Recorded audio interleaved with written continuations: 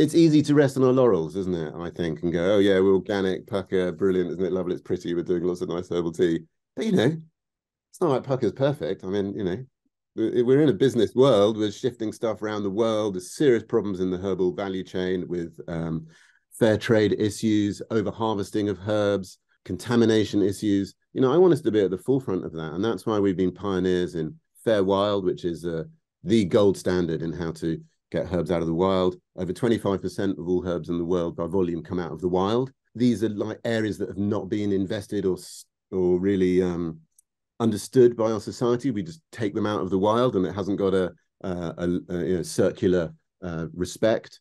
And so we've been at the forefront of that. And I think you have to wade into these difficult areas if you're lucky enough to be successful in business. Just get your herbal tea in every morning, or well, I get it throughout the day, but get your herbal teas in. It is such a simple thing you can do. And Sebastian, I just bless you for bringing that into the mainstream.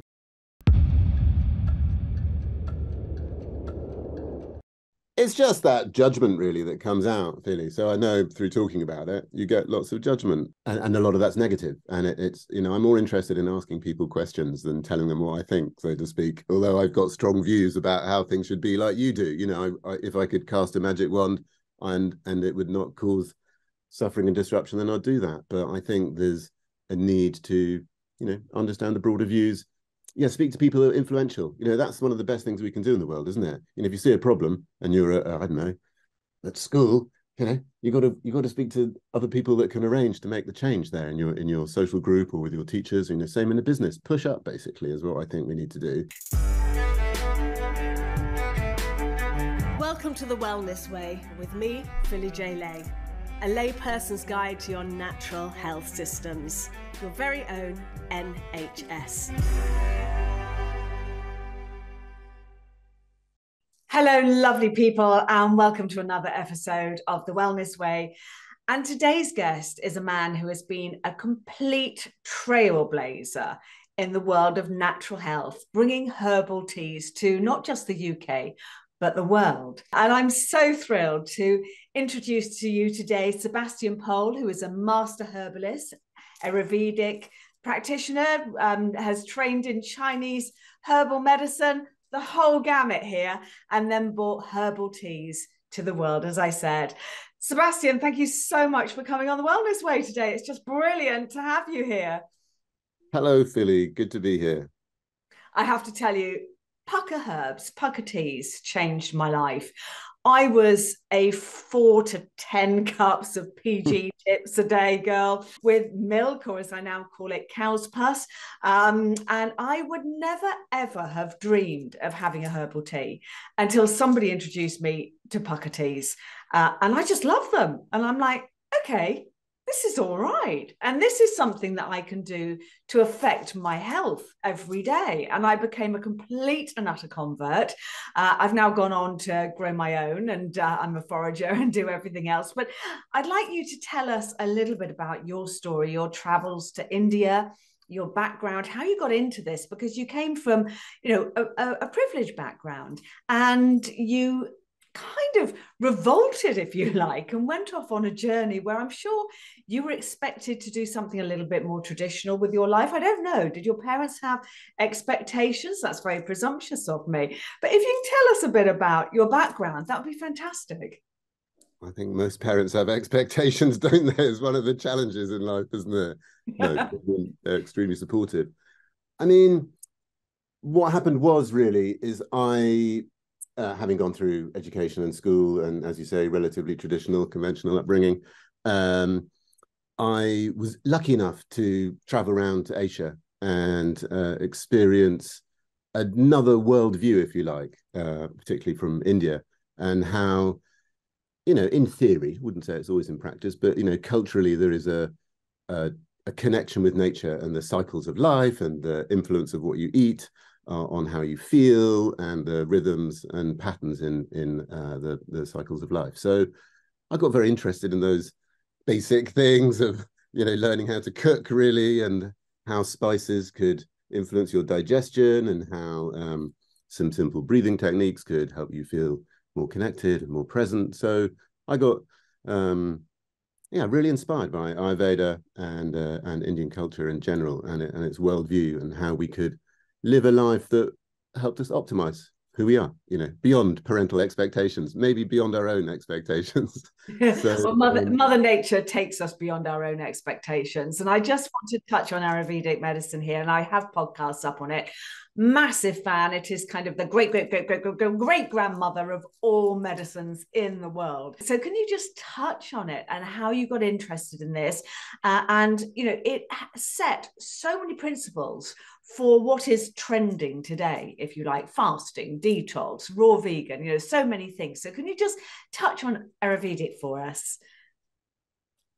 Well, in the beginning, there was herbal medicine, basically, as that was the only way we had as animals evolving into humans to potentially care for our health of ourselves and our family and society. So Ayurveda grew out of that folklore herbal tradition and developed a language to describe the qualities of nature and how they may impact on us and our particular sort of constitutional presentation of that life. So it breaks things down into quite simple areas, but it describes how there's a tendency for more dryness in the environment, more heat in the environment, or more moisture, and then that relates quite simply, back into our bodies. And so people have got a tendency of the dry type of person, perhaps, to not store energy, to utilize energy very quickly, and be more of the Vata type of person, which might be full of creativity, but maybe doesn't sleep so well, or it's got irregular digestion. And then there's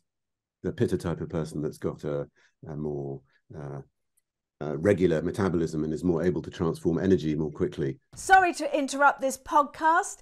Why don't you come and sign up to my newsletter at phillyjlay.com, where we can keep connected and we can talk about lots of things going on in the world. You will also get my free manifestation meditation so you can become a shit-hot manifester too. Don't forget to like, subscribe and share. And turn your notifications on so you never miss an episode. Thank you. A more Pitta environment, for example, you can see as well. But they may tend to get more inflammation, more heat related problems. And then Kapha constitution is able to store more energy and utilize that energy more consistently in a way, but a bit more slowly as well. And so they may tend to be people with very good memories and more reflective, perhaps, but perhaps a bit slower as well in terms of movement and things like that. I mean, it goes on and on about all sorts of areas, but it's very focused on the principles really of cleansing, of nourishing and restoring. Those are the real principles of Ayurveda. So it's not actually vegetarian Ayurveda at all. It advocates eating, using nature to help you be healthy. So if you're depleted and weak and have suffered from potentially a trauma, in the text it recommends eating some various broths from various animals. And I'm a big fan of that. I love my own broth. It's not moralistic in that sense, Ayurveda. It's amoral. It doesn't say coffee's good or bad or sugar's good or bad. It's more about who is having what and when, and what's appropriate for you. So that's what I loved about it. It's very personalized. It's very easy language to understand, because we can all understand that, whatever, macaroni cheese is heavy and damp, and eating lots of popcorn and cereals is very light and dry. So, it's got a language that you can relate to, and it is very practical.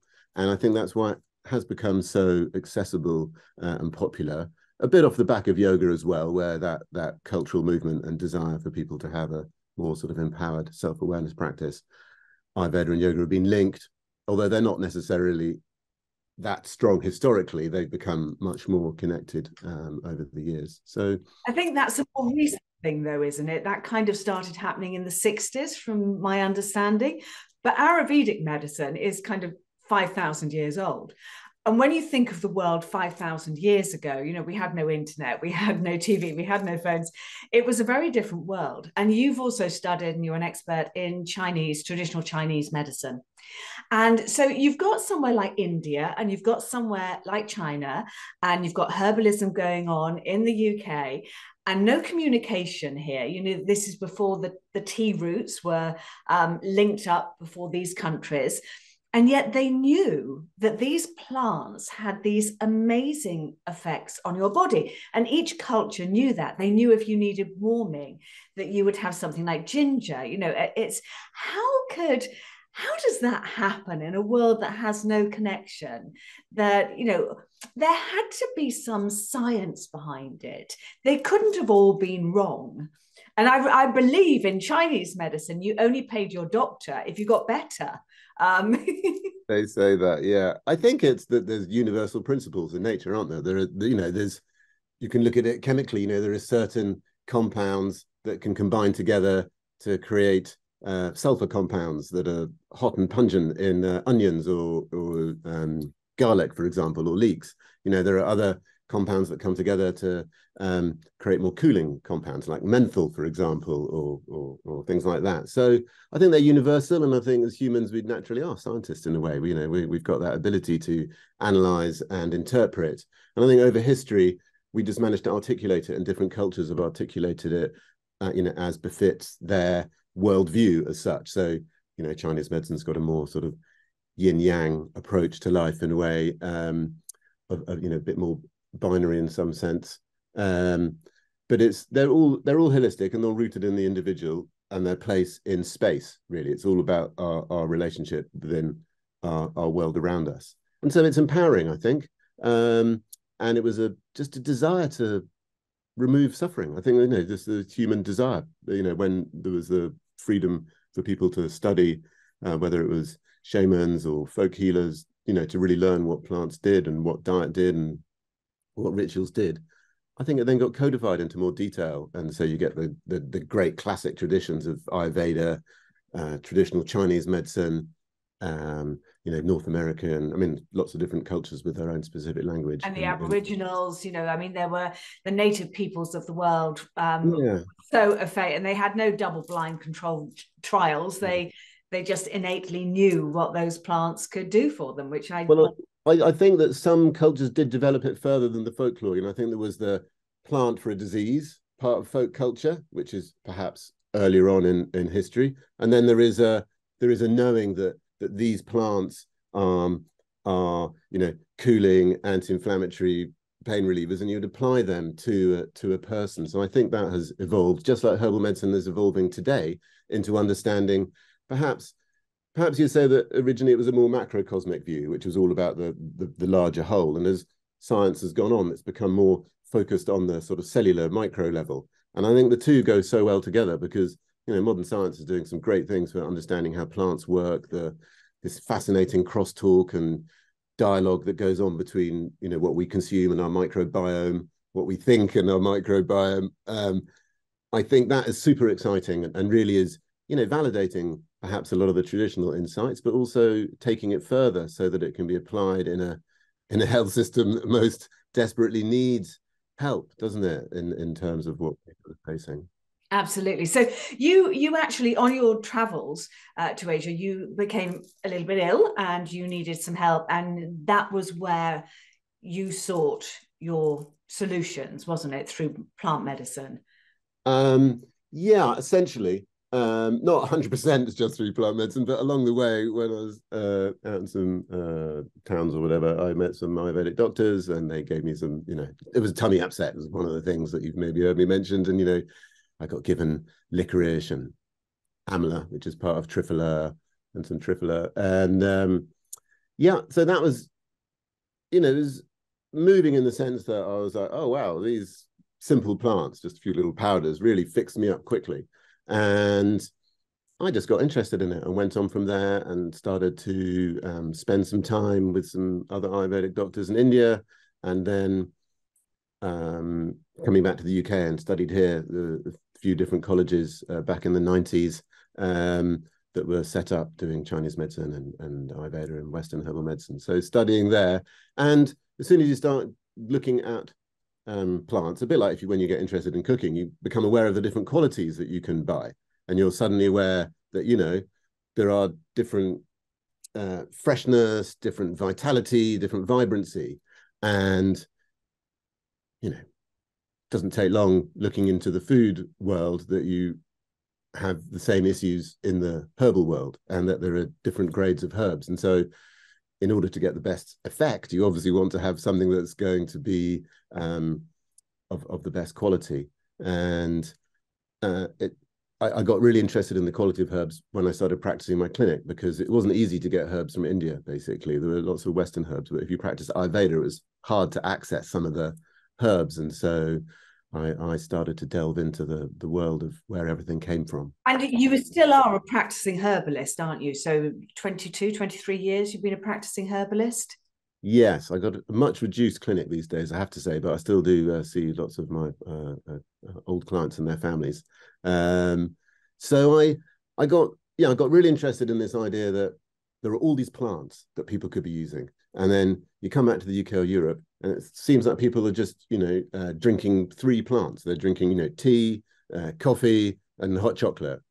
Excepting beer and wine and all those things. I'm talking sort of daytime beverages, and I was just like, people are missing out. I just felt people were really missing out. And I thought that also it became aware, science was sort of early documentation was going on about how one of the causes of lots of chronic diseases may just be a deficiency of plant compounds in our diet, that we weren't nibbling and foraging, etc., as we perhaps may have done some hundreds of years ago. And that was reducing our exposure to lots of these very small but powerfully concentrated phytonutrients, if you like.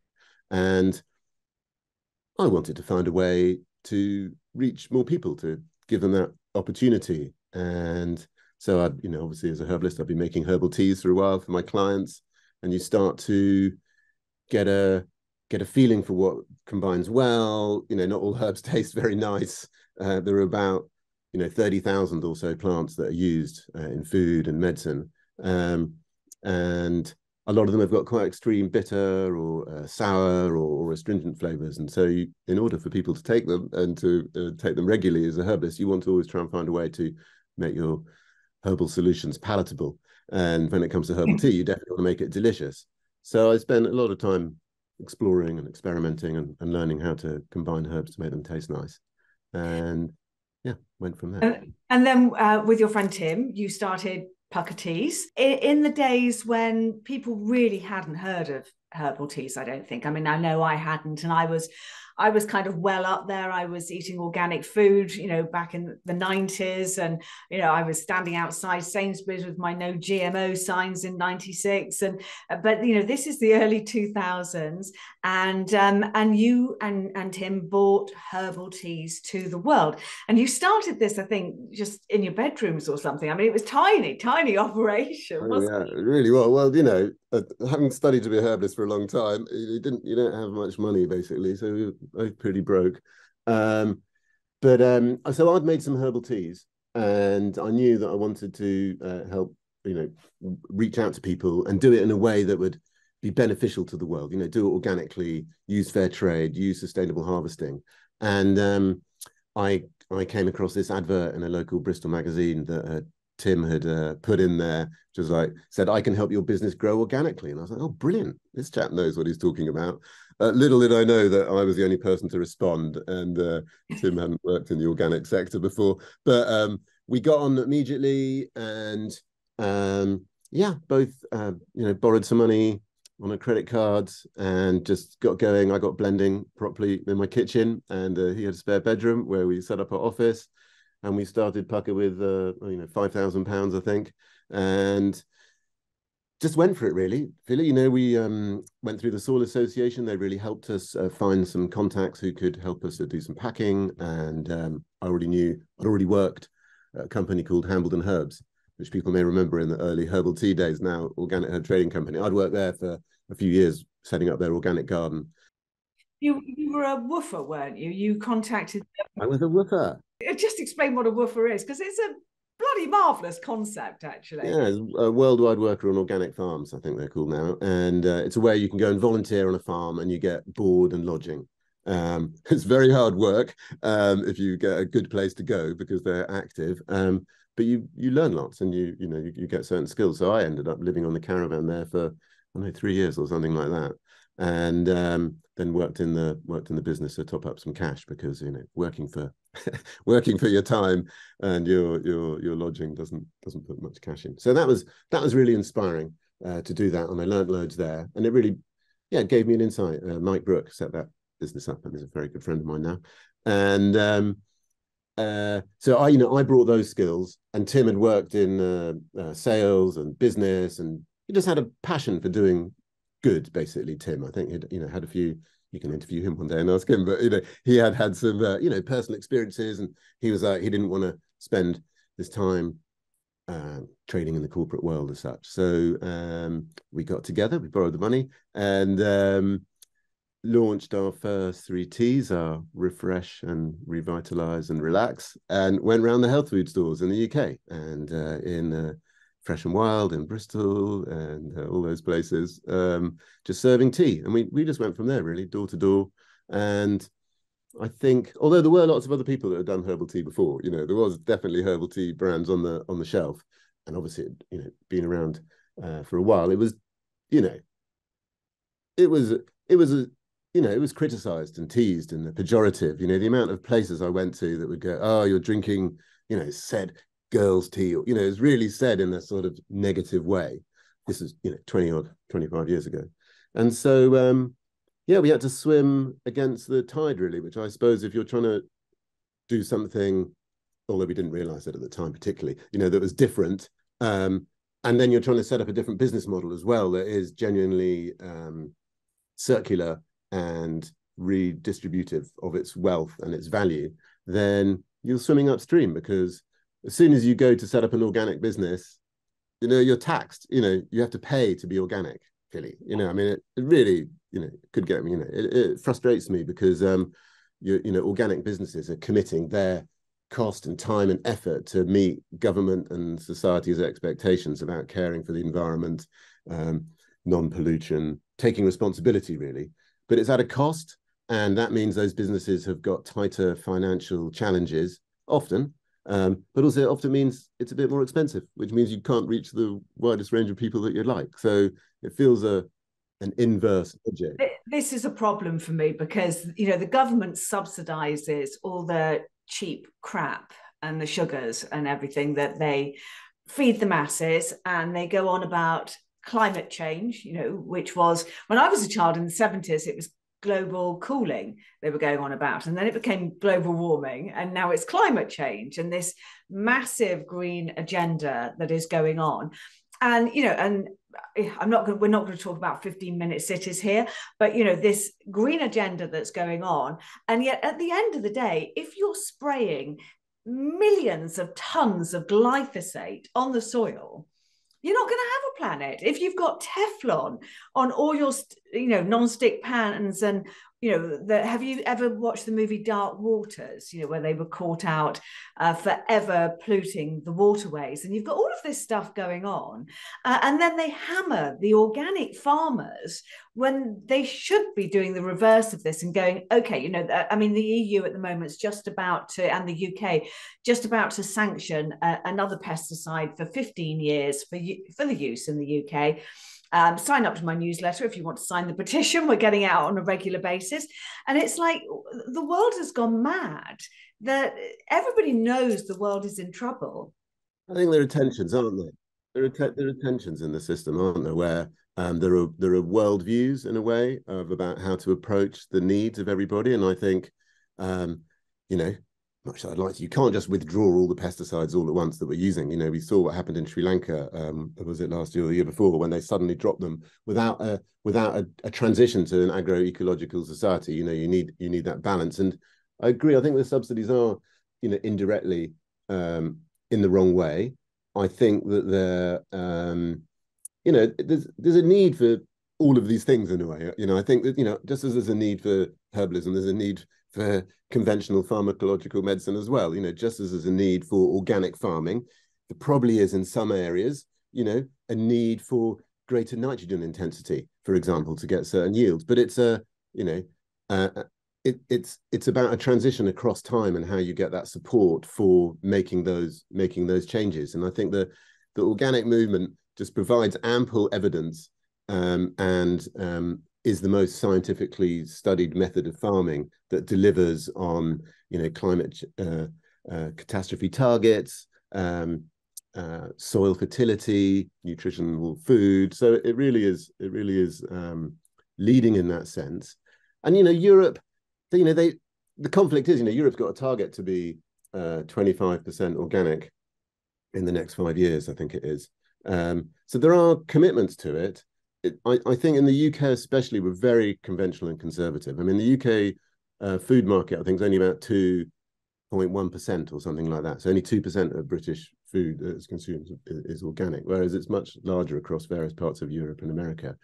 And I think we just all need to keep plugging and working together with a broader range of people to make bigger impact quickly. And that's what we've tried to do at Pukka. And, build relationships, work with a wider range of organizations, listen to other people's views, share your view. Don't get into opposite camps over who's right and wrong. Hold a strong opinion, but it's not like one person's in control of the situation dictating what happens. I think it's more, obviously it's more nuanced than that. But I think what is exciting is that, the formation of sort of mega groups, if you like, smaller environmental groups getting together to form groups like Sustain, for example, that are working, actively, or Pesticide Action Network that works, holistically and collaboratively. So I think that's the strength. And same in the herbal community. There's loads of different herbal organizations in the UK, something like 20, as there are, I imagine, in nutrition and acupuncture, all these things. I think we need to join together as much as possible. That what divides us is much less than what unites us, I think. And so it's finding that way through. Okay, I'm going to talk about joining together here, because I'm not going to lie, I was a little bit pissed with Pukka when they did this, but I have listened to you talk, and it makes complete sense to me now. But you came to a point where you had expanded very quickly. I believe you had some debts as a company, and you had the chance to sell Pukka to Unilever. Now, I know Unilever don't own Pukka now, but how do you, and I was just like, for me, it was the same as when Green and Black sold to Cadbury's, or a lot of companies, and you go, oh my God, they've sold out. And then I heard you talk, and I want to give you this opportunity to talk to our audience here today, because what you said made complete sense to me, that there are lots of wonderful people like yourself starting from the ground roots upwards, but unless we actually get in at the top of the train and work with some of the big companies like Unilever, basically we're going to be fucked. We're going to run out of time, because that is where the difference can be made. So how did you equate your values with doing that transaction with Unilever? Well, I think we've always been rebellious at Pukka, and we've always wanted to push boundaries, not as necessarily an aspiration. That's just in our company culture, really, and driven by Tim and I and lots of the people there, our great staff and team we have. I equated it because I feel there's a massive need for rapid change, and it felt like quite a simple choice, although obviously it took me a long time to get through that, because it was a sort of antithesis in a way to what we would perhaps imagine. I just felt, and I still feel, that lots of big businesses are trying to do lots of great things, and I think we can't judge from the outside just because they've got lots of plastic or in their products, or there's plenty of people being served by these products that need access to more affordable food and things like that, for example. And they've got a very strong, committed attitude to change, and set rigorous net zero targets, which is very topical in the UK today, as the government's just rewinding theirs, to 2039, 11 years ahead of, they were the leaders in announcing these things. So I think there's a recognition there that there is a problem with the system that they're in, and that they may have been a part of creating that, but they totally want to be a part of changing that as well. And I can't square all of the values around the fact that they don't farm organically. Obviously, that's not their model. Or they have some organic produce, they grow more organic produce than Pukka does, actually, but it's just such a small part of their portfolio. It doesn't sort of feature in the dialogue. So also I like being at the table with other people in a way, to hear their views and to learn from them and to share ours. And it's difficult to quantify the impact we had on Unilever because, there aren't necessarily sort of great markers in the sand of things they've changed, but the passion that the Pukka team have and the amount of education that they brought into Unilever and the sharings of what organic farming is about, what regenerative health is about, how to have that sort of holistic business culture, I think we really, really embedded. I think that's really important, because if you're not at the table, then you can't make change. And at the end of the day, we have to remember that these people are, most of them are parents and grandparents too. And I'm sure they get a lot of shit from their kids and their grandchildren going, what are you doing to the world? And people do know that we are killing this planet. And people do want to see change now, I think, more than ever before. I don't think we're going about it in the right way, but I know that so many more people want change than they used to. And I interviewed Guy Singh Watson from Riverford Farms on this podcast last year. And he was talking, he's at Groundswell, where they have the conference with organic. Yeah. When they started, they were in a little tiny barn and there were just half a dozen people rocked up to talk about it.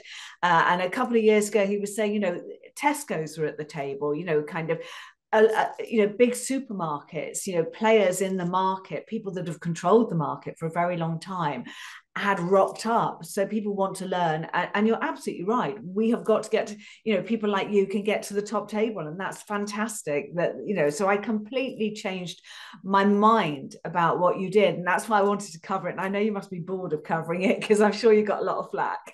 Well, it's just that judgment really that comes out, Philly. So I know through talking about it, you get lots of judgment, and that is, and a lot of that's negative. And it's, I'm more interested in asking people questions than telling them what I think, so to speak. Although I've got strong views about how things should be, like you do. If I could cast a magic wand and it would not cause suffering and disruption, then I'd do that. But I think there's a need to, understand the broader views and, speak to people who are influential. That's one of the best things we can do in the world, isn't it? If you see a problem and you're, I don't know, at school, you got to speak to other people that can arrange to make the change there in your social group or with your teachers. Same in the business. Push up basically is what I think we need to do.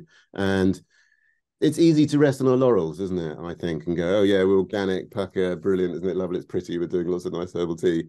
But it's not like Pukka's perfect. I mean, we're in a business world. We're shifting stuff around the world. There's serious problems in the herbal value chain with fair trade issues, over harvesting of herbs, contamination issues. I want us to be at the forefront of that. And that's why we've been pioneers in Fair Wild, which is the gold standard in how to get herbs out of the wild. Over 25% of all herbs in the world by volume come out of the wild. These are like areas that have not been invested or really understood by our society. We just take them out of the wild, and it hasn't got a circular respect. And so we've been at the forefront of that. And I think you have to wade into these difficult areas if you're lucky enough to be successful in business. I mean, we didn't know some of these things when we started out, and we came across them. And when you start visiting farms around the world and you see some of the extensive poverty across Asia, Africa, South America, you want to influence it. And so things like fair trade become a natural place for us to go at Pukka, where you want to redistribute some of that value, as well as giving our customers, in a very competitive, super cheap tea world where we all want cheap food. I mean, you're understandably frustrated at the state of the world, Philly, and we all may be.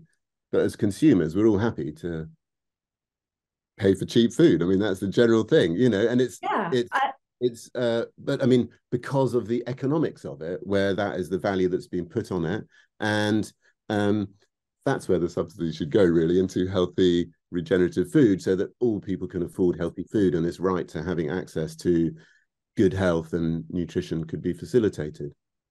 I mean, Jamie Oliver was banging his head against a brick wall 25 years ago, with school dinners, just even talking about the fact that, whether the kids had a leek or an onion or something healthy in their meal.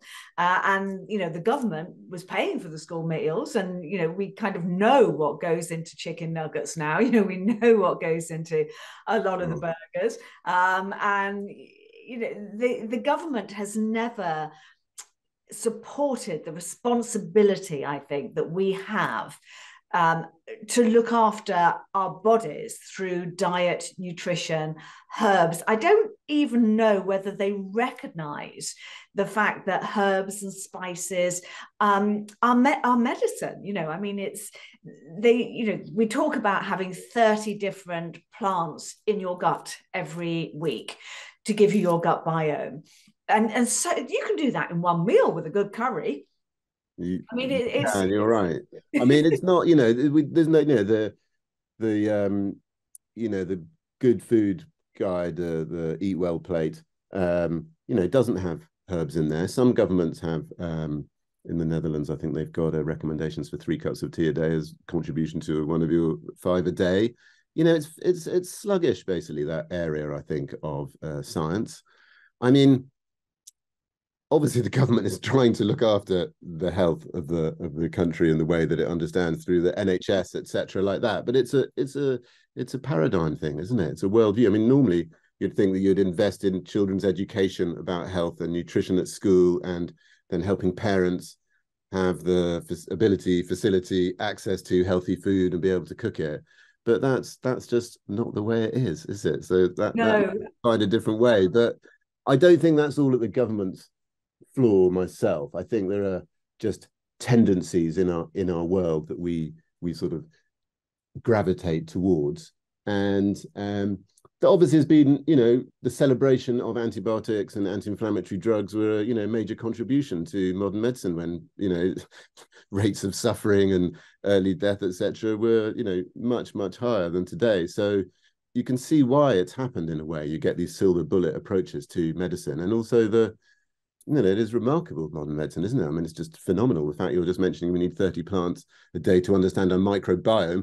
I mean, that's all done at a sort of seriously detailed scientific micro level. So that knowledge contributes to that wisdom. Although you could say that in Ayurveda and Chinese medicine, some of those things were known fundamentally through the variation that you'd have through your diet and the spices you'd include anyway. So I think that is rising up, that awareness. And I think the science behind plants, especially the compounds, the polyphenols, essential oils, there's good evidence to show that if you get 500 milligrams a day now of polyphenols, that reduces all cause mortality. So polyphenols are found in, green tea, for example, is very high in these catechins, and turmeric, cinnamon, ginger, all these spices are very high in the polyphenols and various, you could say, antioxidant sort of cellular rejuvenative compounds that help reduce inflammation, that help our metabolism, that help us meet some of the health crises that we face today. In a way, you've got, I don't know what it is, 10 billion a year being spent on diabetes by the NHS, and 1 in 4 people having cardiac issues. There are some very affordable ways of accessing those herbs through, delicious ones like cinnamon, for example, where, 3 grams of cinnamon a day gives you 500 milligrams of polyphenols. So you immediately can get your daily dose of these. These are like these micronutrients. It's slightly separate than 30 a day in a way, because that's more potentially macronutrient with a bit of micronutrient in. But these herbs that are concentrated, you have in very small doses, like, an 1/8 of a teaspoon of chili, or, 1/4 of a teaspoon of ginger, or 1/2 a teaspoon of turmeric. These are all, in pennies. That's 5p's worth of spice, 10p's worth of spice, whatever. And at those levels of, 1/2 a gram to a gram or whatever, you're really getting significant benefit to your health. And I think those are simple things we can all include, and that, in a way, thanks to world trade, we can get hold of. Turmeric, ginger, cinnamon, they're some of the most popular spices, and that is because of this interface we've learned and the knowledge we've got around trading and working with growers to get good quality herbs. So I'd encourage people in their 30 that I also feel a fan of, that you get your spices in there as well. Absolutely. People have known for many hundreds of years the importance of these herbs and spices. You know, we had the spice routes coming out of India, 300, 400, 500 years ago. They had the ships, and people knew how important these herbs and spices were for our health, in the same way that, in the Middle Ages in the UK, they knew to put lavender and herbs that we could grow here on the floors of the houses. There were no carpets then, but they sprinkled them with herbs so that they could get that aromatherapy, that they could get the nutrients, because we smell our gut biome, we breathe our gut biome as well. It's not just eating it. There are so many different things you can do with it. And I have to say, before I started growing my own herbs and learning more about herbalism, and I'm nowhere near your level, Sebastian, but I remember the early days of Pukka Tea, having a cold and having nothing in the house to help me, no essential oils or anything in my house. And I just thought, I'm going to make a herbal tea and put my head over it with a towel and inhale the cinnamon. I did that. And I thought, I feel a bit better for that. So, it's using it as a kind of multi-purpose, never, nothing is just one thing. It's all there, and it all needs working together. And that is the miracle of plants. And I can't have a master herbalist on the show and not talk about adaptogens, because I think everybody now knows about vitamins and most probably minerals. But adaptogens are one of my favorite topics from the day I discovered rhodiola. Talk to us about adaptogens and some of your favorites. Well, they are a very important part of the wisdom in traditional herbalism. They're called adaptogens because they help us adapt to the stresses and strains that we face in life. And they, on a more sort of biochemical level, they actually help our ability to endure more stress for longer. They help us have more capacity over a longer period of time, because they help regulate our neurological endocrine system, basically. So there's an interface between all of our hormones acting as a orchestra, if you like, to communicate, to regulate. And I mean, it's a broad word for herbs that do things quite specifically. So just because something is an adaptogen, I would probably caution that you just take it because it's called that generally, because they've got specific functions. And it's interesting you mentioned rhodiola, actually, because in the pursuit of us wanting to have greater resilience, really, and an ability to optimize our health or resist stress, rhodiola has just gone onto the convention for the international trade in endangered species because it's been over harvested. So the herb industry has unintentionally and unwittingly, perhaps, but still it has happened. So this great, famous herb that's brilliant for depression, mood lifting, energy, endurance, has become over harvested in the wild, and that is a pure result of unintentional use. Yeah, in Russia, it's been used for many years, and they gave it to the elite. So they gave it to astronauts, elite Olympian scientists, because it has these extraordinary abilities to focus the brain. So I'd make sure you only get your rhodiola from a source that guarantees they know where it comes from. Now, I think that's definitely a requirement. But there are plenty of other good adaptogens rather than some of these other ones. The thing with lots of adaptogens is they grow in extreme places. So like ginseng, it grows in North China, it gets to -30 or whatever up there. It's, harsh environment. And in these harsh environments, these plants, in the pursuit of their own survival, develop often steroidal compounds, but other compounds as well that help them mitigate these extreme temperatures of heat or cold or climates of being too dry or moist. And they're often slow growing as well. So rhodiola takes, 5 to 6 years, same as ginseng, good quality ginseng, 5 to 6 years to grow. So perhaps one of my favorites is ashwagandha, which you can grow in a year. It's got, broad safety profile, high efficacy, and is what's clever about adaptogens is that they can help you often have more energy through helping you rest. Is one of, particularly ashwagandha's got this ability. You know, you think an adaptogen is going to be a tonic and give me energy, which perhaps Siberian ginseng or ginseng is a bit more stimulant in that sense. I like that idea that through grounding you get more energy. You know, often in our world today, you think you need a quick fix, a stimulant, what X, Y, Z, when actually that ability to settle and ground is often more useful. But yeah, I love grounding. I sleep on a grounding blanket and I ground. I very rarely wear shoes. I do all my walks every day. And you actually learn to walk barefoot, don't you? Your feet get used to it. I mean, I remember first standing on the blackberry thistle and kind of go, oh, that hurt. And now I just kind of pick them out and just go, it's fine. You know, you actually much hardier than me, Philly. I can tell you, I'm out there only with my shoes on picking blackberries. but you're sure, kidding walking me. on the ground's nice. Walking on the ground, you're right, and grounding important. But they also got this idea that they're normalizing. They help, you know, lower a high blood pressure, for example, or raise a low blood pressure. They help your blood sugar come down.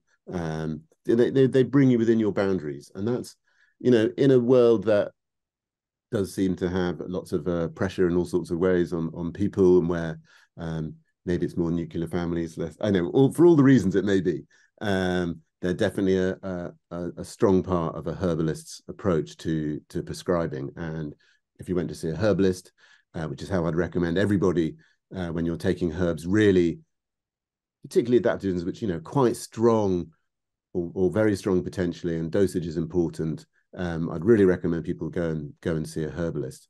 And so I've got a website actually called Herbal Reality, which on there you can find out all this information. There's how you can find a herbalist on there, or there's the Herbal Alliance website, which is a group of herbalists in the UK that have got together to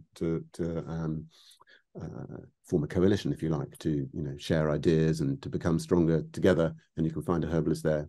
I just want to touch on a herbalist because, you know, I've covered it before in the show with the Herb Society UK, but it is a very, very thorough education. This isn't somebody that just says, oh, you've got a tummy ache, have a bit of mint, or, you know, kind of feel a bit sick, have a bit of ginger. This is a complete educational study. It's a long process.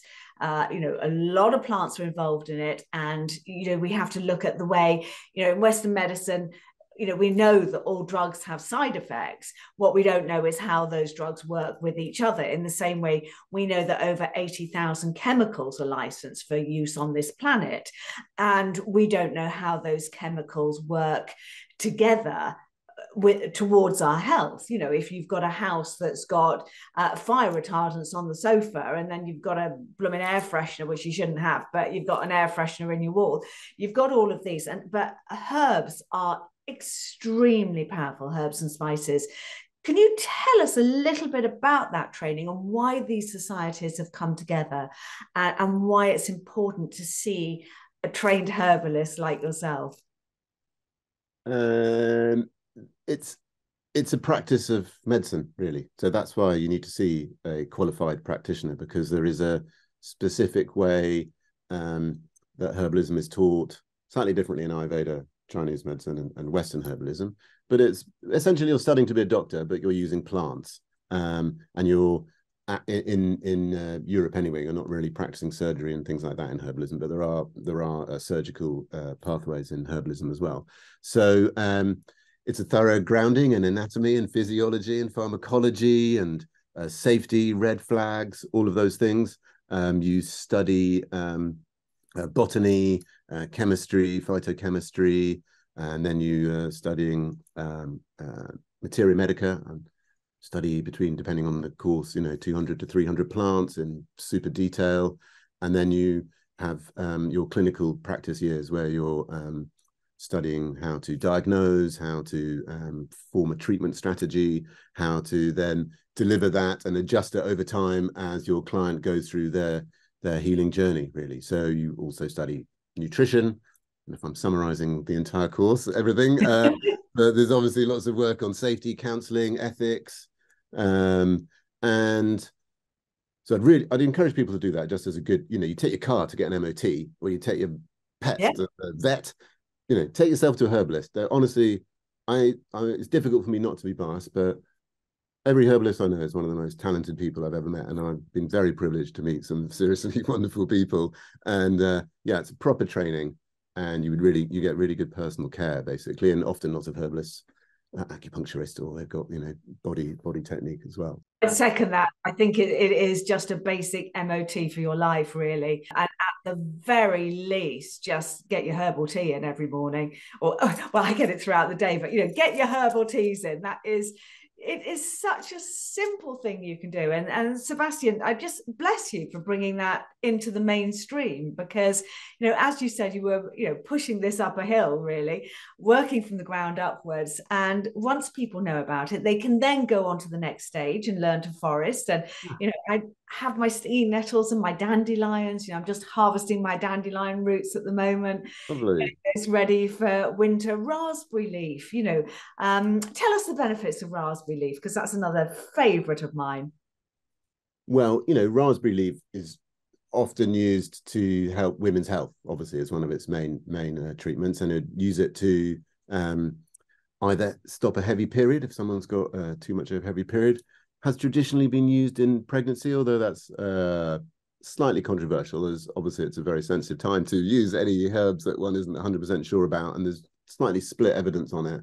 But traditionally, it's been used to help nourish and tone the uterus during and the fetus and the baby during pregnancy. It's astringent, and it's quite light. So astringent things draw things in. They bind together. So if you think of a wound in a way of bleeding, you want to stop that, and so it's used to stop bleeding. And but also where there is a looseness in the body, it tightens all the astringents. So wonderful herb. And herbalist friend of mine, Annie McIntyre, told me once that some cows broke into her herb garden, and the thing that they ate everything of were her raspberries. But it didn't have raspberries on as the fruit, but because it's good for lactation and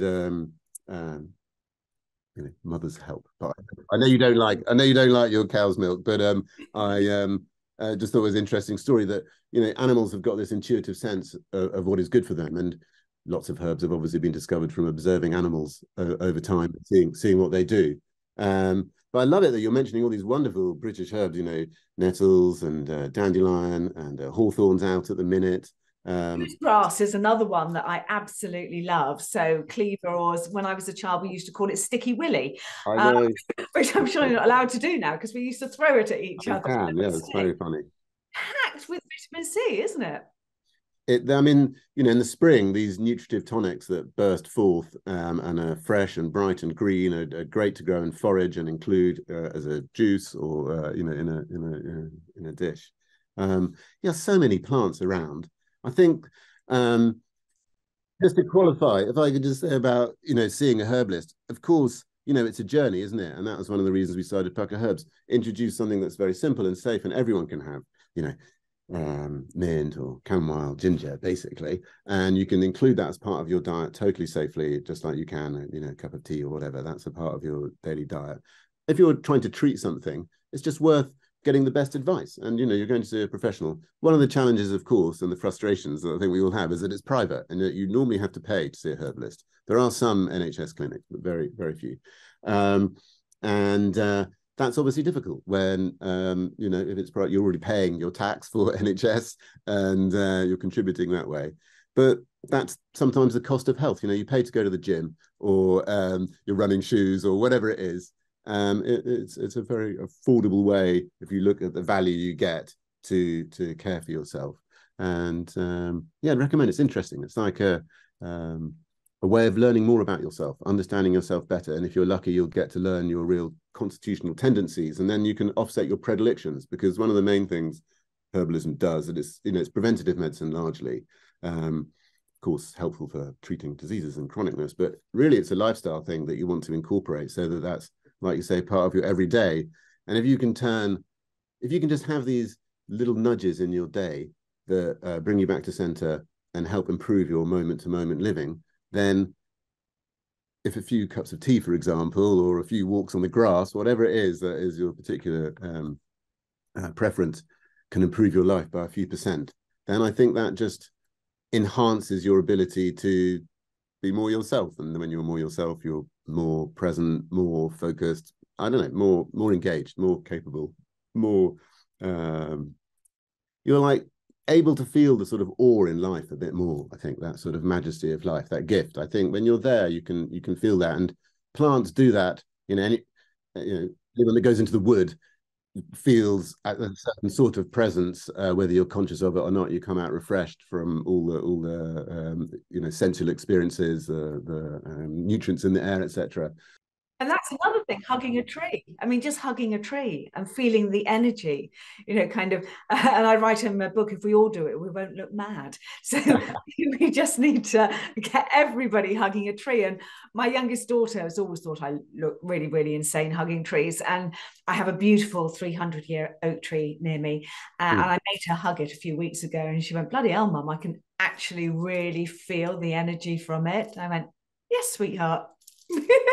I mean, even if you can't, just standing around something that's been around for 300 years is pretty impressive. And there's obviously more capable than us at surviving. So, I think something about respect as well, isn't it? I think as you turn if you're lucky enough to be able to turn the focus of your life in that direction, then I think it engenders respect for yourself, but for nature, and then for the world around. And I think some of these sort of dichotomies and differences with feeling in the world, I think they sort of dissipate a bit, because you recognize everyone's in the same boat and we're all in the same boat, and the whole approach is to help everyone's life improve. Of course, in the media and politically, it's all crossfire, but I think general feeling I have, obviously in the health world, but in the organic world I've worked in, and the business world, I've only met people that want to do good things. There might be a slightly different approach about how you get there, and climbing a mountain or whatever. There can be different routes at the top, can't there? But I believe in the goodness in people. I feel that strongly. That's my experience in life. Sure, we have the odd bump in life where maybe we've done something wrong or caused an issue or something happens to us, but I believe in that goodness in people, and I see it every day. And I think that plants are a good way to bring that out of you. I think that herbs like chamomile, lavender, lemon balm, they help you feel those. It's like you can step into a slipstream. It's like that helps you feel that joy, happiness, love that is ever present. But we can sort of, whatever, it can get squashed, or we can block it. And I think they help you step back into that. Absolutely, they do. So I'm going to ask you a question. If you were stuck on a desert island, and forget the fact that we might have to ship this stuff in, but if you were on a desert island, what would be your top 3 herbs, spices, adaptogens, whatever? What would you really need by your side? Well, probably take some seeds, because then I could grow it forever. Who knows when I'm going to get rescued?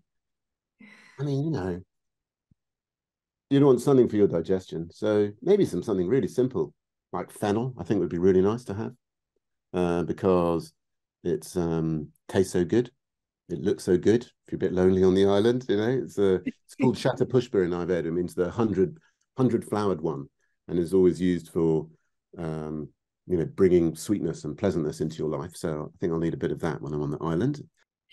Also amazing with fish. So if you're catching fish, fennel, I think, is one of my favorite. That's true. It's true. I am vegetarian, so I might have to consider what my options are on the island, how I get my food. Fennel will be very good. I mean, desert island, the thing for me, it always makes me think constitutionally. So I'm always like, oh, I'm really going to be hot and dry there. So, not if it's a silly I probably want some aloe vera, I'm thinking, if you immediately put me there. But that's not something that I might always use. But you want something cooling for healing wounds. And then, I'm going to have to take ashwagandha, because I'm going to be I'd be anxious if I was on my own for that long, I'd have thought, on an island. I don't think I'd be that chuffed. I mean, I like being on my own for a certain amount of time, but I think I'd feel lonely pretty quickly. In which case, you'd probably allow me to take a rose as well in that case, and then I'd be beautiful. eternally safe. So can you just tell our audience where they can find you? You spoke earlier about your website, which has amazing free resources for people. Just if you can tell us as well about your seed collection project that you have going on, because, organic seeds So just if everybody can know where to find you and what you're doing, that would be fantastic, Sebastian. Thanks, Philly. Well, there's the Herbal Reality website, which is a information website about herbalism, and you can find out about different herbs, different conditions, and just anything you want to find out about safety, whether you're a member of the lay public or you're a health practitioner yourself or a medic. So please tuck in there. We've got our own podcast as well called Herbcast, actually. So you can listen there if you're interested. Some of the great herbalists I've been lucky enough to interview. And Simon Mills is a herbalist that I do that with. And then I have a project growing organic seeds down in Somerset called Earthsong Seeds with my friend Ben Heron, who is a complete green-fingered expert. And we grow a range of about 70 different species you can grow in the UK, from chamomile to buzz buttons, electric daisies, types of oregano. So do get growing. It's one of the best ways to see the power of nature. Growing in seeds, you can really see it before your eyes, and then you can eat them as well at the end.